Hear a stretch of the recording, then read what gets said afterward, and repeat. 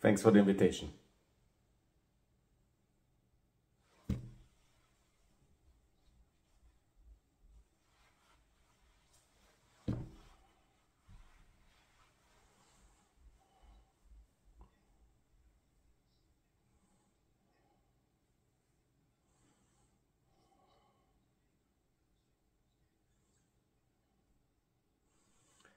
Yes, Mr. Vučić is again trying to escalate the situation and put Kosovo under massive pressure.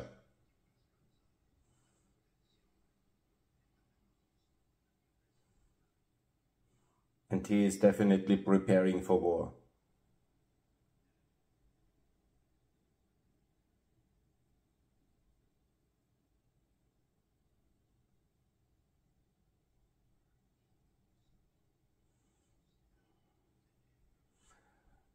Look, it's not decided and hopefully it can be avoided.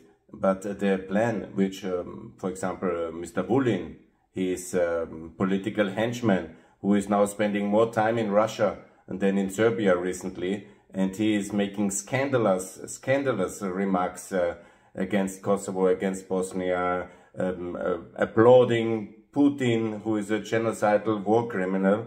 And there is, of course, a certain kind of instability in Serbia. It's not decided they will go to war against Bosnia and Kosovo, but there is strong political forces in Serbia who want to see the confrontation exactly now, and they have the Russian backers. Because the big plan of Mr. Putin is, of course, since 2.5 years, he is trying to get this southern front going, and now the situation militarily is going very badly this summer for Mr. Putin. And so he puts enormous pressure on Serbia to start a new Balkan war right now in September, October 2024.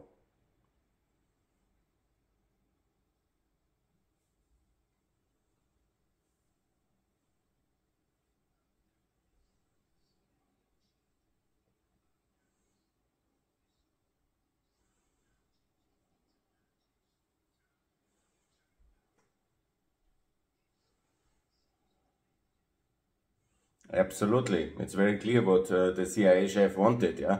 He knows exactly how dangerous and volatile the situation in the Balkans is and in whole Europe at the moment, because we are now in the basic decisive phase of the Ukraine war and the Ukrainians are winning.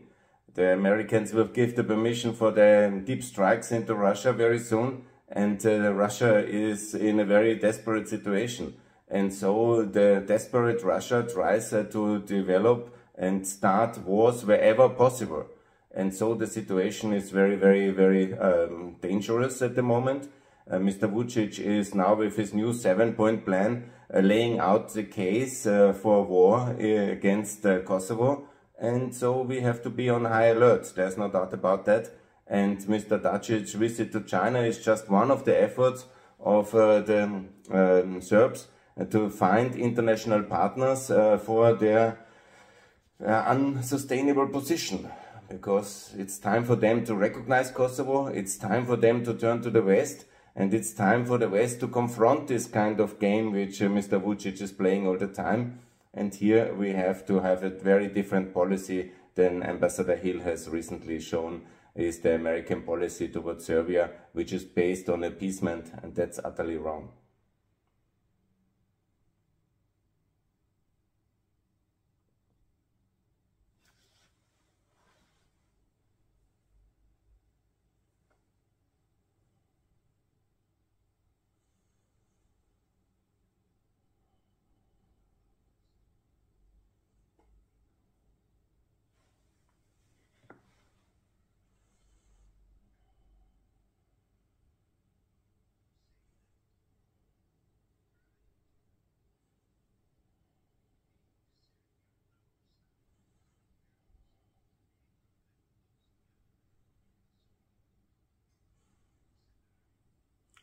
Yes, you know, we are in a 10 years period of a rollback of what we have achieved in the Balkans. Yeah? Since Mr. Vučić's rise to power in 2012 and then later 14, he has tried to roll back all the gains we had. Yeah? And of course, Montenegro is the big success story with NATO membership and very advanced to the EU. Of course, Kosovo is also a very big success story in the last years, and there will be no changes. We will even have improvements in the future in Kosovo, significant improvements in terms of recognitions. But what Serbia, we're backed by Russia, is trying on all fronts, in Bosnia, in North Macedonia, in Albania, with massive financial and media interventions, and the constant threat of military force is to destroy the gains we made in the last 15 years of European Balkans integration, and this we cannot tolerate. And appeasement and somehow soft line towards Vucic in the hope that he will be a reasonable guy is hilariously funny, you know, if it wouldn't be so tragic, because he will not change. He's the same guy. And the idea we can buy him with lithium, the idea we can buy him with French fighter jets, it's a complete illusion. He will not change. We have to support our friends. Our friends are the NATO allies, Albania, Montenegro, North Macedonia, the future NATO allies, yeah? Kosovo and Bosnia, these are our friends. Get them into the NATO in case of Bosnia and Kosovo. Get them very fast into the EU.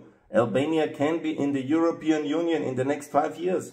Why not? It's absolutely possible. The same for Montenegro, the same for Macedonia. These countries in, we will win, and Serbia must be isolated.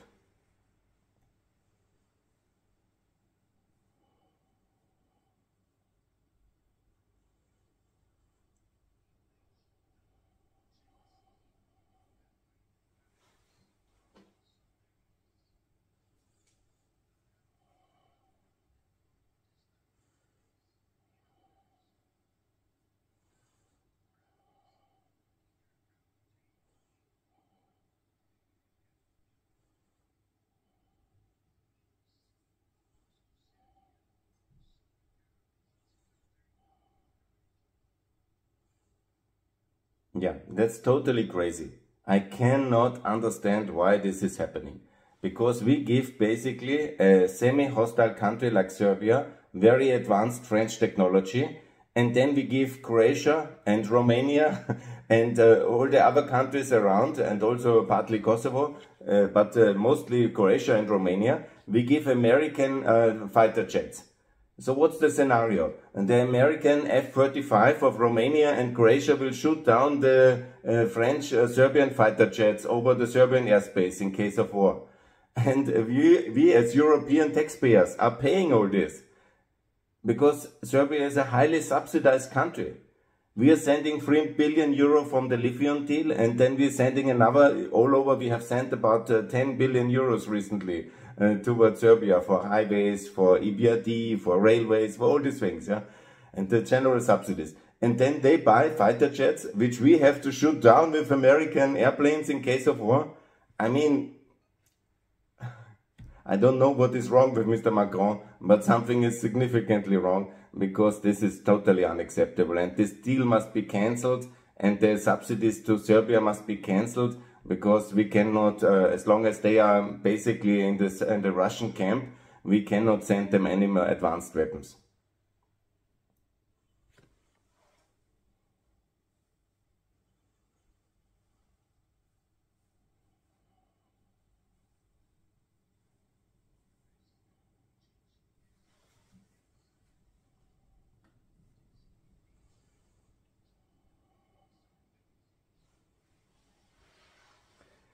I mean,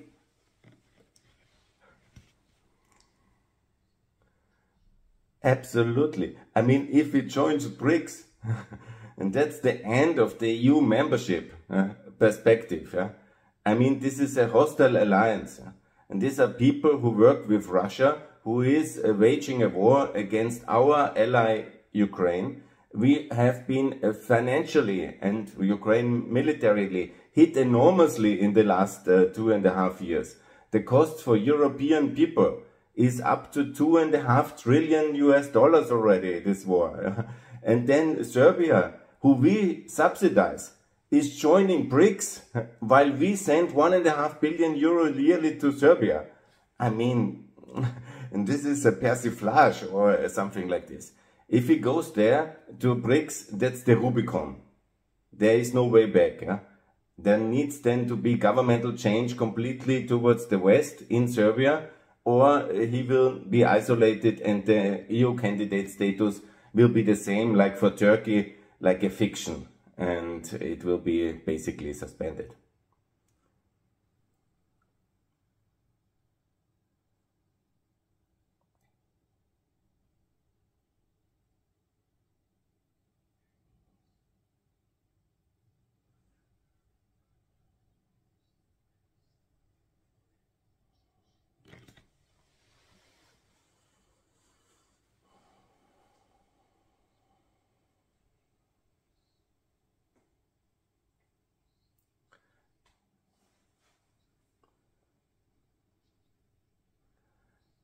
Look, Montenegro is a NATO ally. Our alliance works. The same for Albania, the same for North Macedonia. So the physical danger for Montenegro is zero, because we have the 6th Fleet in the Adriatic, and you know it will be strong. And there will be no physical danger for Montenegro and for Albania and for North Macedonia. You can rely on American military superpower.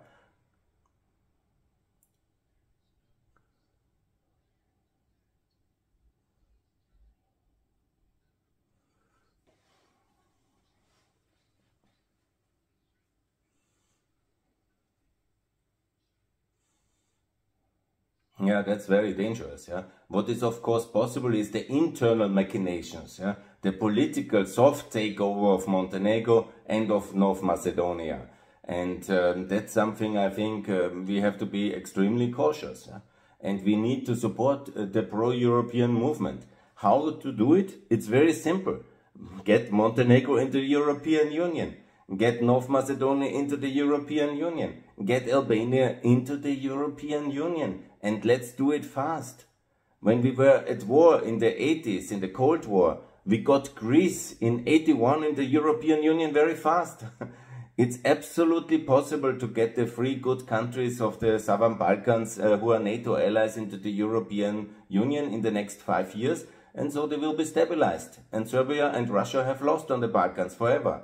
So this must be our policy, and then we strengthen our guys there, the pro-European people in Albania, in Montenegro, in North Macedonia, and this is what we need to achieve.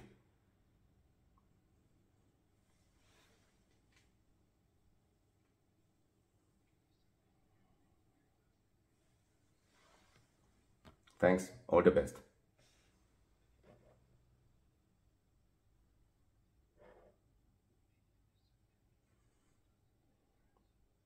You're always welcome. Regards from Vienna. You too. Bye.